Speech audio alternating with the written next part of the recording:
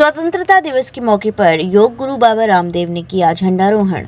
बाबा रामदेव ने सरहदों पर हो रही शहादत को लेकर अपनी प्रतिक्रिया देते हुए कहा कि सरहदों पर शहादत का सिलसिला चल रहा है।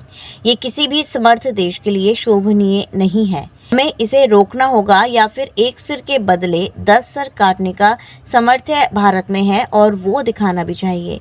जो बांग्लादेश श्रीलंका में हुआ वो वैश्विक ताकतें इस तरह का षड्यंत्र करते रहेंगे, आगे भी करेंगे।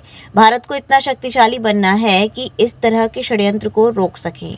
बाबा रामदेव ने बांग्लादेश में हो रहे हिंदुओं के अत्याचार पर प्रतिक्रिया देते हुए कहा कि अगर हिंदुओं पर अत्याचार नहीं रुका तो ये भविष्य के लिए सही नहीं होगा।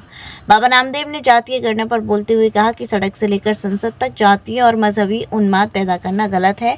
देश को इनसे बचना है। बनाने की आवश्यकता है और वो भूमिका पतंजलि निभा रहा है। बांग्लादेश को लेकर क्या बांग्लादेश में जो है आजादी भारत ने दिलवाई, वहाँ माहौल हो रहा है, कहा जा रहा है कि अमेरिका ने सब कुछ करवाया, उस बारे में क्या कहना है? देखो, भारत की आजादी के लिए भारत के वीर वीरांगनाओं ने अपने प्राण दिए हैं। भारत की एकता, अखंडता, संप्रभुता और भारत की आजादी की रक्षा के लिए भारत ने अपना पुरुषार्थ और पराक्रम किया है। हमने आजादी किसी की दया और रहमत से नहीं पाई और आजादी की रक्षा भी हम खुद करने में सक्षम। बांग्लादेश को भारत ने बनाया, हमला हो रहे हैं, कहा जा रहा है कि अमेरिका ने सब कुछ करवाया वहाँ पे, इस बारे में क्या कहना है जी आप? देखो, जो बांग्लादेश में हुआ, जो इससे पहले श्रीलंका में हुआ और अलग अलग मिडिल ईस्ट के कुछ देशों में हुआ, इसमें वैश्विक ताकतें अलग अलग प्रकार के षड्यंत्र करती रही हैं, आगे भी करेंगी। एक ही समाधान है, भारत की एकता, अखंडता, संप्रभुता को हम बना के रखें। भारत को इतना शक्तिशाली बना लें कि भारत या भारत के जो पड़ोसी देश हैं वहां पर कोई षड्यंत्र ना कर सके।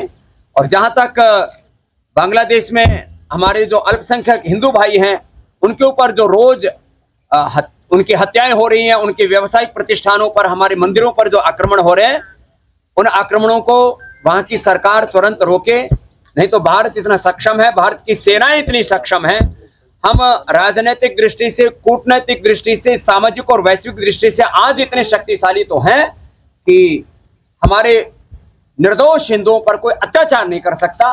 और यदि अत्याचार नहीं रुका तो इसका अंजाम बहुत बुरा होगा। वहां की जो नफरत फैलाने वाली जो ताकतें हैं, जमायत इस्लामी से लेकर के और तमाम तरह की जो मजहबी उन्माद में डूबी हुई है, उनको सबक लेना चाहिए, नहीं तो उनका भी समूल नाश हो जाए। देश में जातीय जनगणना की बात की जा रही है लगातार इंडिया का। सड़कों से लेकर के संसद तक जातीय उन्माद देश में पैदा करना, मजहबी उन्माद पैदा करना, ब्राह्मण, क्षत्रिय, वैश्य, शूद्र, आवास, आदिवासी, दलित, वनवासी भारतीयों को आपस में लड़ाना, अगड़े पिछड़ों का विभाजन और ओबीसी, दलित, मुस्लिम, कोई अलग अलग प्रकार के कुछ साठगांठ करके देश की सत्ता पर काबिज होने के कुछ लोग सपने देख रहे हैं।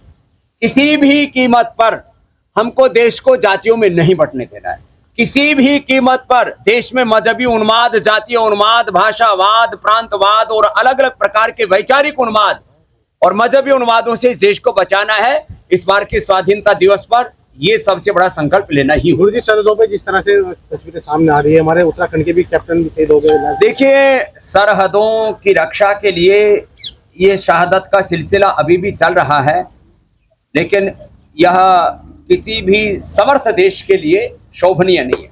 इसलिए हमें ऐसे प्रयत्न तो करने ही पड़ेंगे, हमारे जवानों की कम से कम शहादत हो। और यदि कहीं कोई भी शहादत होती भी है तो एक के बदले 10 का सिर काटने का साहस भारत में है और वो दिखना चाहिए। महंगी बिजली बिल की समस्या से छुटकारा पाइए, सोलर सिस्टम लगाइए। जी हां, आपके लिए बेहद आसान हुआ सोलर सिस्टम लगवाना। संपर्क करें Amity electronics corporation, Krishna Nagar, Mathura. जैसा कि मैंने आपको बताया कि भाई इसका ROI 25% है, यानी 25% का रिटर्न है। इसके हिसाब से देखा जाए तो जो लागत आप लगा रहे हैं वो लागत आपकी 4 साल में निकल आएगी।